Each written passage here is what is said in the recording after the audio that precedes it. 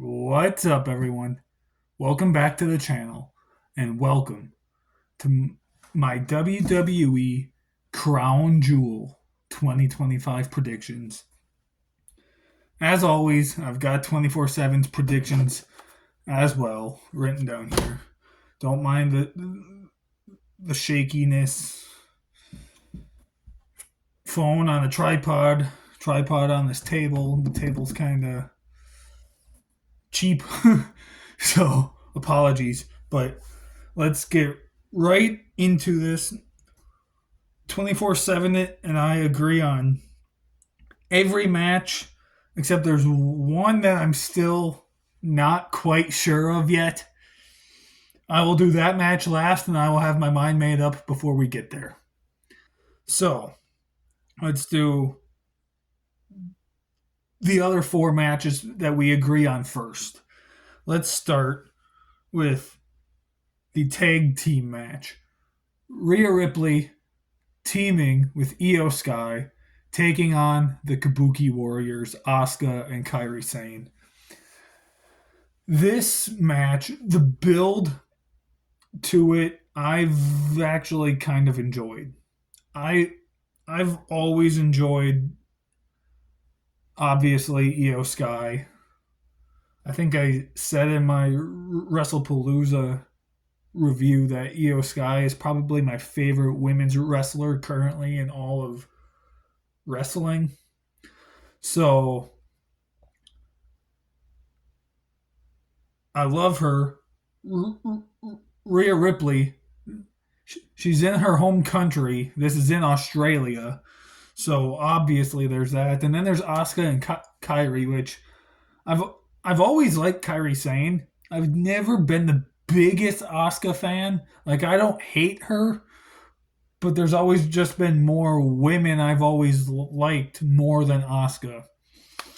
But the build to this match has been okay. It's been good. Not great, and I wish it could have been better, but I've somewhat enjoyed what we got. But 24/7 and I both pick Rhea Ripley and Io Sky to win. They're in Rhea's home country, as I said. She's not going to lose. Io Sky, I could see a scenario where this is where Io maybe turns on Rhea and it extends their feud a little longer. Maybe Io will then join the Kabuki Warriors again and realign with them. I don't know. I'm just kind of fantasy booking here. But yeah, we're picking Io Sky, Rhea Ripley for the win. Up next, let's go with the other women's match on the card. For the Women's Crown Jewel Championship, we have the Women's World Champion Stephanie Vaquer versus the WWE Women's Champion Tiffany Stratton. So Tiffany Stratton, I believe, is undefeated since winning the title. I know she is obviously in title defenses. I don't know if she's undefeated in non-title matches. I want to say she is, but don't quote me on that. But and then Stephanie Vaquer, I mean, it's Stephanie Vaquer. We're both picking Stephanie Vaquer to win. One, because it's a non-title match, but two, it's just Stephanie Vaquer, and she kind of, I don't want to say she needs it, but this will definitely help her, help where she's at right now. She just won the title. She's finally entering the women's main event spot. So, yeah, Stephanie Vaquer for the win. Up next, John Cena versus AJ Styles. So, 24/7 and I both agree on who we think is going to win this match, but we disagree on how we're getting there. So, on Raw last night, I had texted 24/7 something about this match, And he said, "Oh yeah, I forgot that's happening because they haven't promoted it."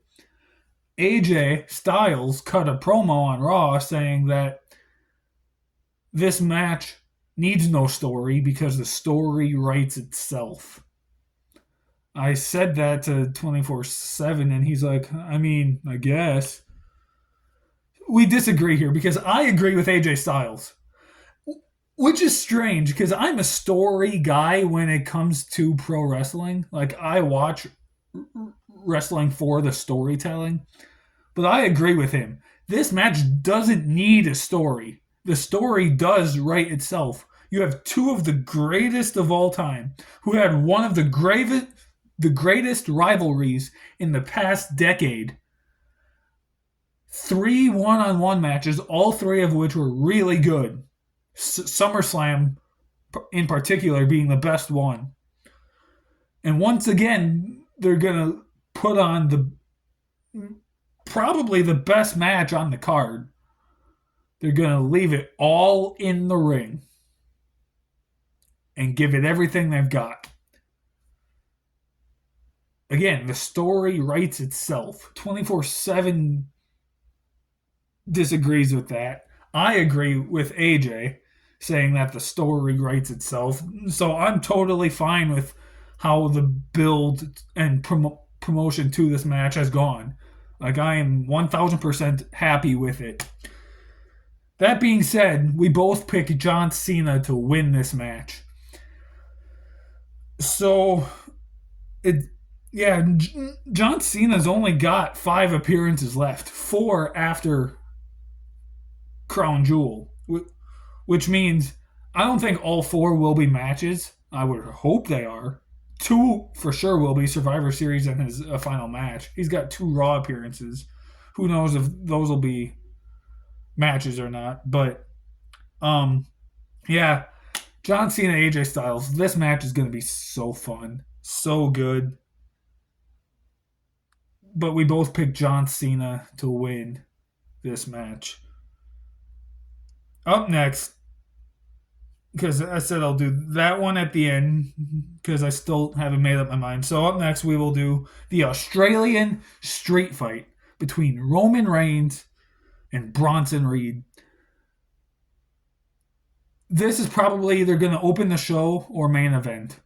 I've heard rumors that it could main event for a few reasons. One, it's Roman Reigns, and over the last 5 years, every PLE he's been on, he's either opened the show or main evented.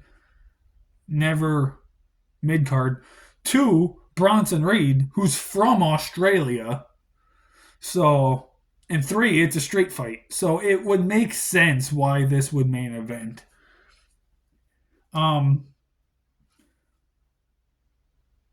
We both pick Roman Reigns to win, pick up the victory here against Bronson Reed. It's a straight fight, so I'm sure Braun Breaker will try to be involved. I'm sure the Usos may try to get involved somehow.